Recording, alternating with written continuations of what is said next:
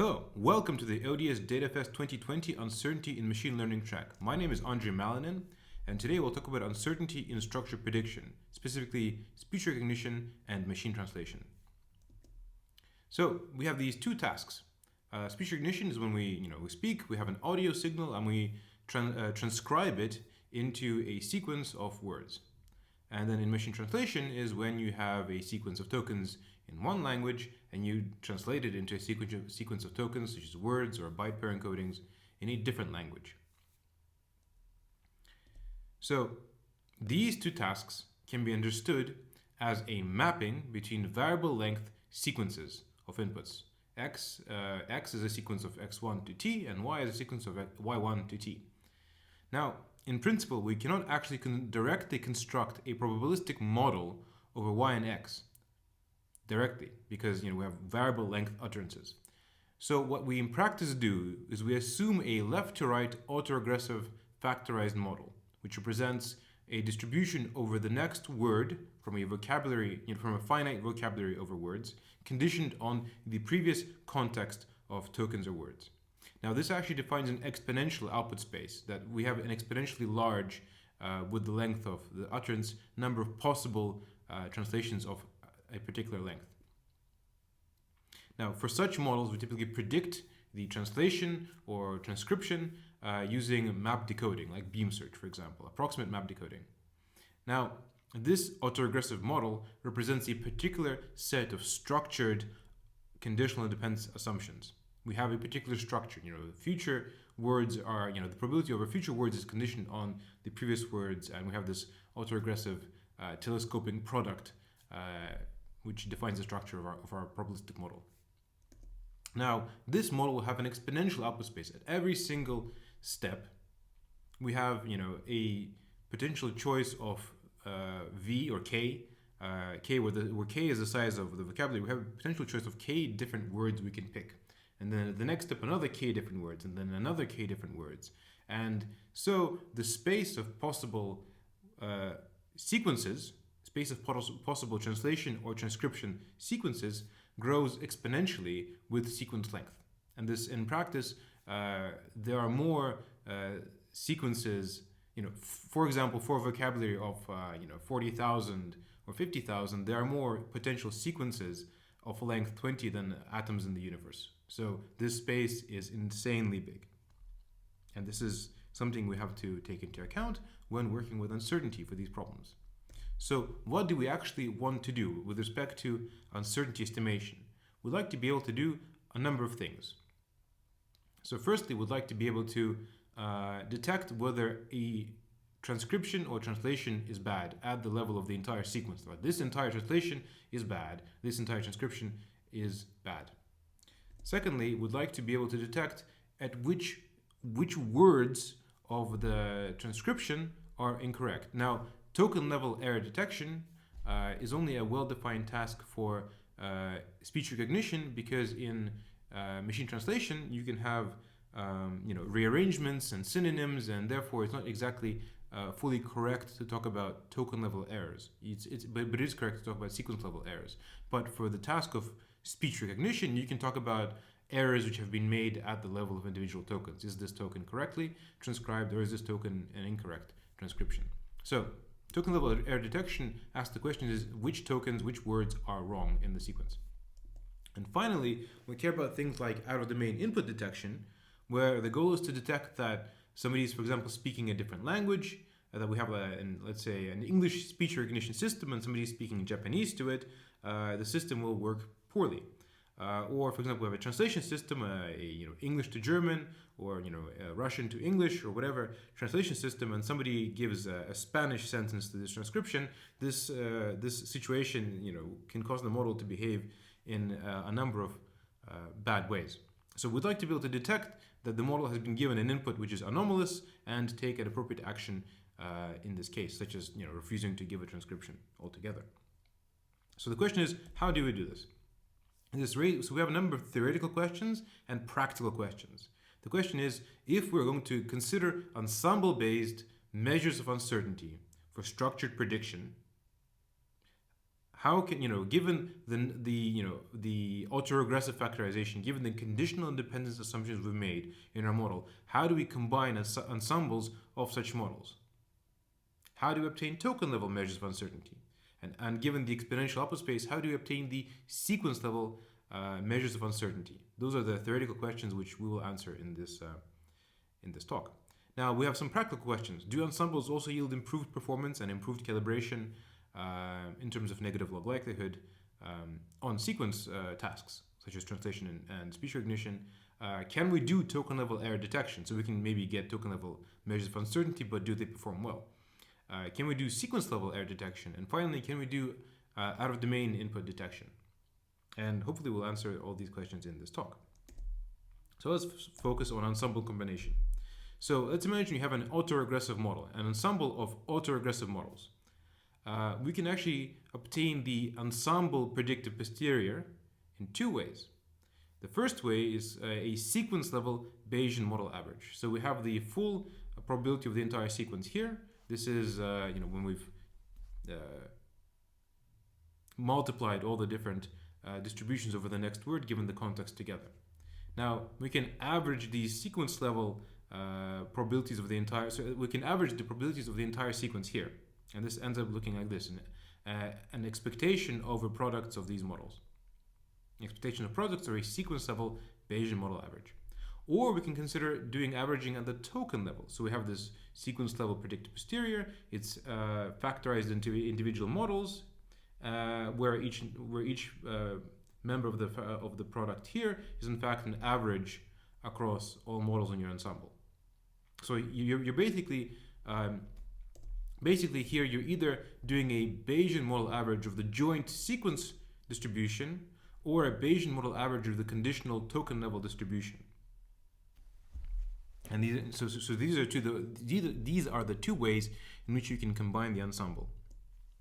Now, so here we look at the machine translation BLUE scores for ensembles of 10 transformer models trained on English to German WMT 17 and English to French WMT 14 datasets, and evaluated on the News Test 14 dataset.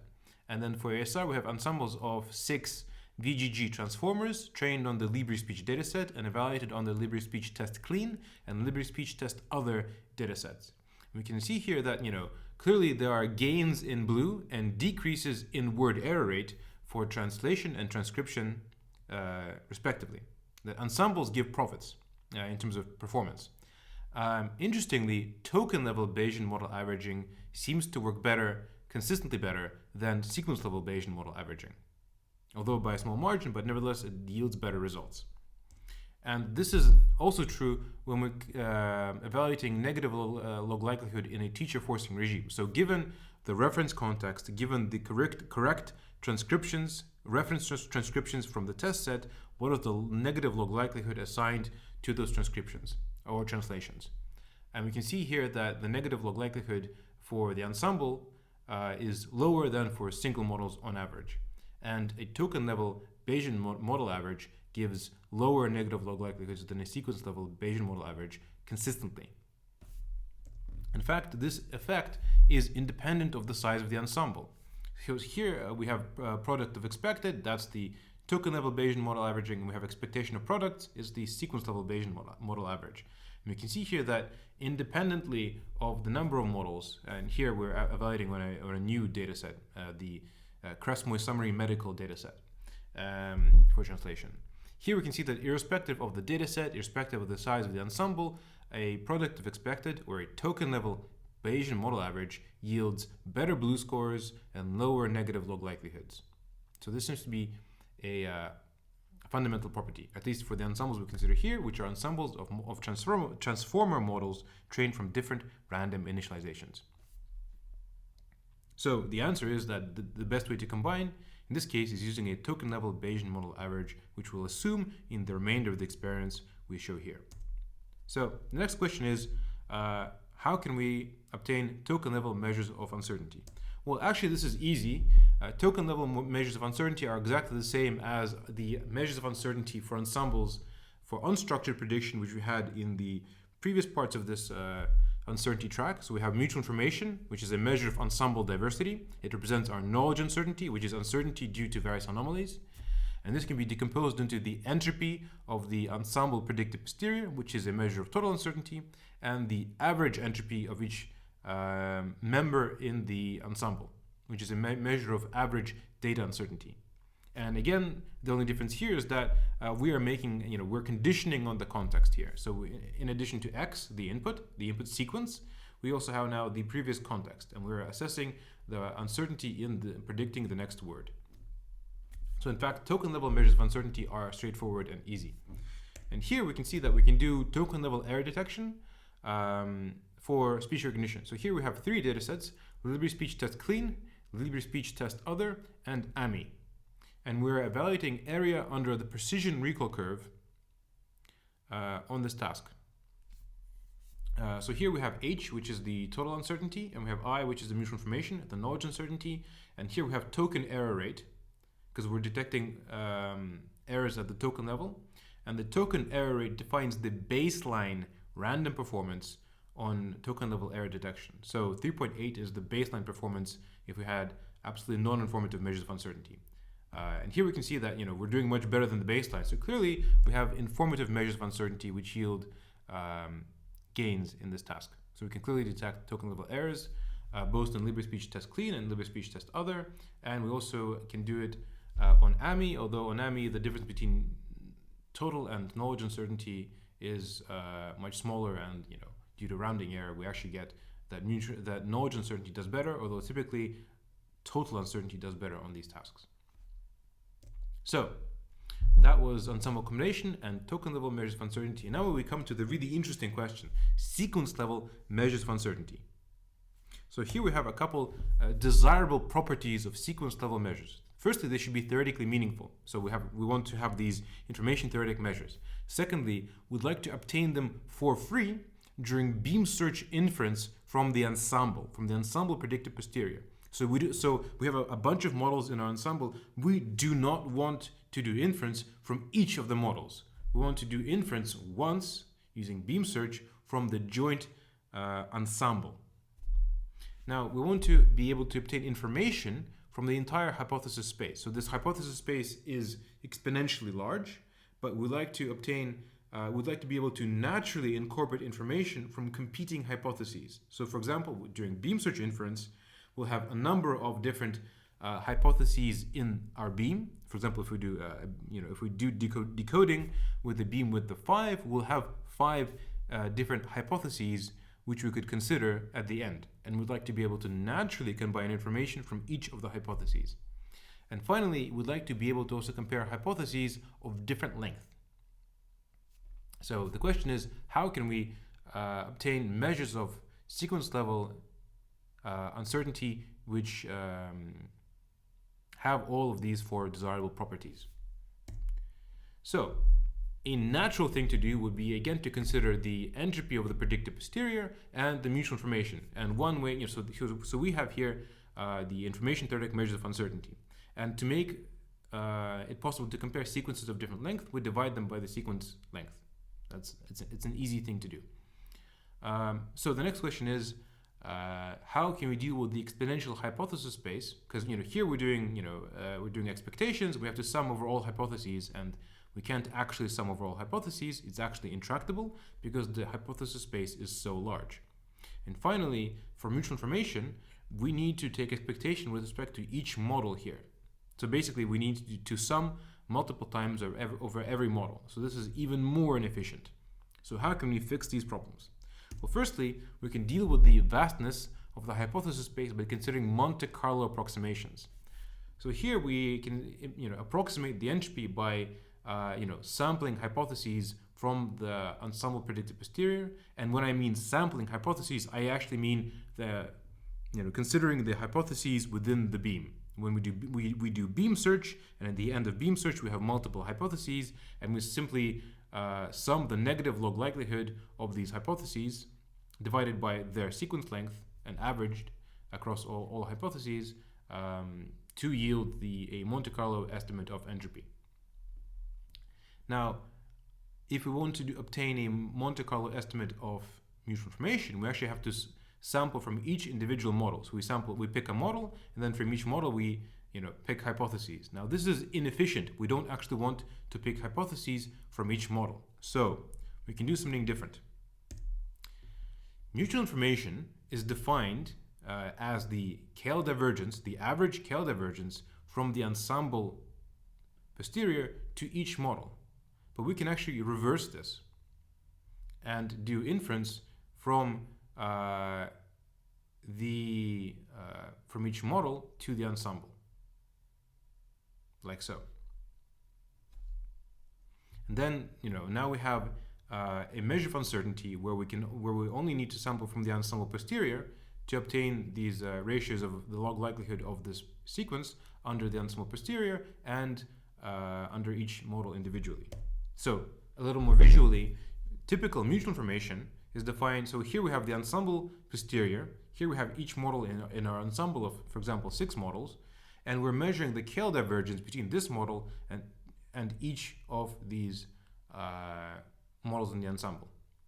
Reverse mutual information is the reverse of this. We measure the KL divergence from each model to the ensemble posterior.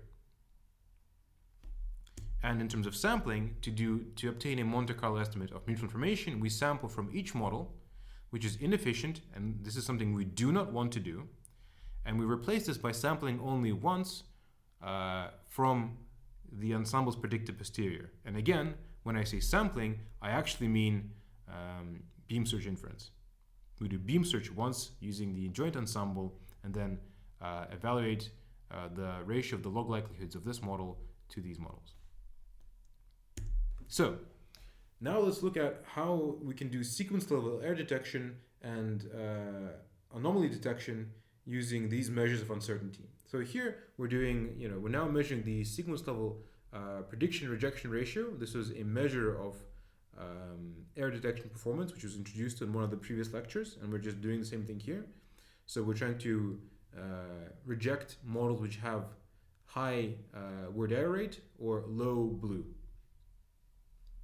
And here we're doing this for the Libre Speech Test Clean and the AMI datasets for ASR, and on the News Test 14 dataset for English to German and English to French machine translation. And here we achieve better rejection ratios using entropy than using reverse mutual information. So clearly measures of total uncertainty are better than measures of knowledge uncertainty on this task. And we can do it successfully because random performance would be 0. So we're much better than random here. So now let's focus on out-of-domain detection for speech recognition. Here we have 2 data sets. We have an in-domain data set, which is always Libre Speech Test Clean, and we have several out-of-domain anomalous data sets, Libre Speech Test Other, AMI, and Common Voice French. So these represent different types of domain shift. Libre Speech Test Other represents a higher degree of noise. AMI represents a different type of spoken English. So Libre Speech is a dataset of people reading books out loud. So it's read books. And AMI is a dataset of meeting transcription. So it's a bunch of people talking during meetings. And finally, Common Voice French is a bunch of people speaking in French. And obviously this is completely out of domain relative to an English dataset. And we can see that we're always able to detect domain shift. And the bigger the domain shift, the better that we can detect it. Now, interestingly here, measures of total uncertainty do better, but we speculate that this is because for speech recognition, our input is a very, very rich speech signal, which has a lot of information. So it has information about the speaker, about background noise, speaker rate, speaker gender, speaker age, speaker accent. It has a lot of information other than just what was said. And therefore, these models become very sensitive to any form of domain shift, even using their entropy. But the story is a little different when we look at machine translation. So here our in-domain dataset is News Test 14, and we consider the Libre Speech Test Clean reference transcriptions as a different form of data. We have permuted News Test 14 sequences, and we have some French language data. So Libre Speech Test Clean represents a different form of English structure. So the structure of written English, which is in News Test 14, and transcriptions of spoken English, which is in LibreSpeech Test Clean, are fundamentally different. So spoken and written English, and indeed spoken and written language, have fundamentally different structure. And therefore it's a form of domain shift. Permutation, or obviously when we take a news test 14 sequence of words and we permute all the words, we change their order, we obtain a completely nonsensical sequence of words, and therefore it represents a very severe form of domain shift, which we would like to be able to detect. And finally, we have some French language inputs, which are clearly out of domain for an English to German translation system. So here we can see that in all cases, measures of knowledge uncertainty, which is the reverse mutual information, which is a measure of spread, and therefore knowledge uncertainty, these measures do better. And as our domain shift increases, these measures do better than measures of entropy. Now, what's important to highlight is here. So here we're measuring the ROC AUC, which is a measure of the quality of out-of-domain detection, and ROC AUC is random when it's 50, it's good when it's above 50, and it's really, really bad when it's below 50, because it means that we think that the out-of-domain data is in domain, and we think that the in-domain data is out of domain. And we can see here that when we give the model French inputs sentences, it achieves a ROC AUC less than 50 using entropy. Now, what's actually going on here is that we have a copy-through effect. All of the translation models are simply copying the French input sequences to the output. It's just copying whatever it sees. Now, this is possible because the models have a byte pair token encoding, byte pair encoding, and therefore it can actually efficiently represent languages with a very shared character level structure. So even though the model is English to German, it can actually read and write French.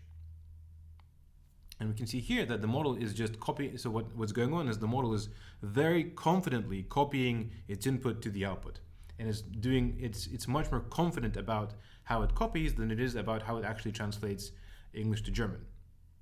So this is a problem with total uncertainty.